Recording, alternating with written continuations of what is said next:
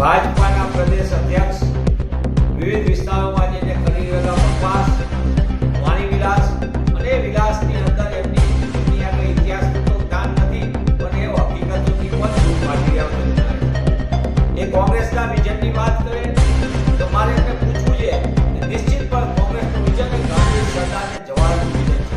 સત્ય અને અહિંસા ઉપરનું વિઝન છે, જેના કારણે દેશને આઝાદી મળે એના માટેનું વિઝન હતું અને આજે પણ કોંગ્રેસ પક્ષ એના ઉપર કામ કરી રહ્યું છે અને આગળ વધી રહ્યું છે. જ્યારે ભાજપાનું વિઝન, એમની વિચારધારાનું વિઝન એ નાથુરામ ગોડસેના ગ્લોરીફાઈ કરવાના વિઝનો છે, વિભાજન કરવાના વિઝન છે. એટલે આ દ્રષ્ટિકોણની વાત કરનારા પ્રદેશ ભાજપાના એ સમજી લે ભારતીય જનતા પાર્ટીના 30 વર્ષના શાસનની અંદર એમનું વિઝન છે સરકારી શાળાઓને, ગ્રાન્ટેડ શાળાઓને, કોલેજોને તાળા મારવાનું વિઝન છે. ભાજપાનું વિઝન છે બ્રિજ બનાવી નાખવાનું, કમિશન લઈ લેવાનું, પણ એનો આગળ બ્રિજ ઉતરો ત્યાં રસ્તો જ ન હોય, આ પ્રકારનું વિઝન છે. પાણીની ટાંકી બનાવવાની, કમિશન લઈ લેવાના, પણ પછી શું કરવાનું કે પાણીની ટાંકી બને, ટેસ્ટિંગ થાય, ભેગી તૂટી પડે.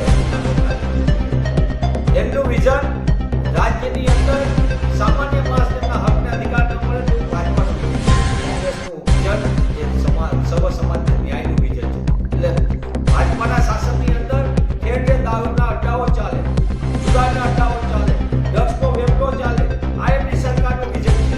કોંગ્રેસનું વિઝન વ્યસનમુક્ત સમાજના નિર્માણ માટે, મહિલાઓની સુરક્ષાની બાબતમાં ભારતીય જનતા પાર્ટીના વિઝનમાં એમને યાદ આવવું જોઈએ રોજની 6 બેન્ચીઓ ઉપર બનાવ્યા છે.